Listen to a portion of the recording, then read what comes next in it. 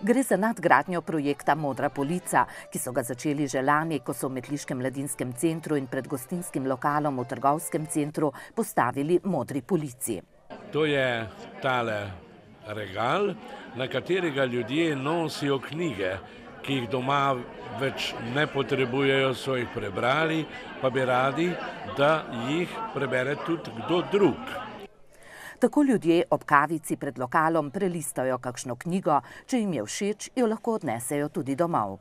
Lahko jo po tem, ko jo preberejo, vrnejo ali pa tudi ne, obdržijo jo zase. In tako knjige krožijo, krog bralcev pa se širi, pravi direktorica Metliške knjižnice Marta Strahinič. Ljudje smo prinašali in odnašali knjige in v bistvu je Modra polica zaživela. To polico, ki je bila polna lani, ob začetku, ko smo jo postavili, so skoraj da izpraznili in tako je prav. Zato so si noči znova zbirali knjige in ljudje so jih prinesli več, kot je prostora na polici.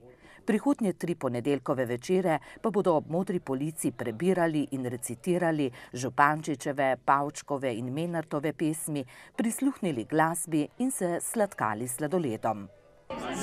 Zadnji čas, da ste to ni prišlo do tega zaključka, da bi nekaj treba Metliki popestriti. Upam, da me v planu tudi postaviti še kakšno polico v naši občini. Je pa taka prijetna popestritev teh poletnih večerov. Projekt Modra polica so pozdravili tudi nekateri Semičani in Črnomaljci, ki so prinesli knjige na polico. Vika Lozar je prepričana, da bi to treba po celi Beli krajini. In prav to je zamisel Tonija Gašperiča, pobudnika postavitve modrih polic.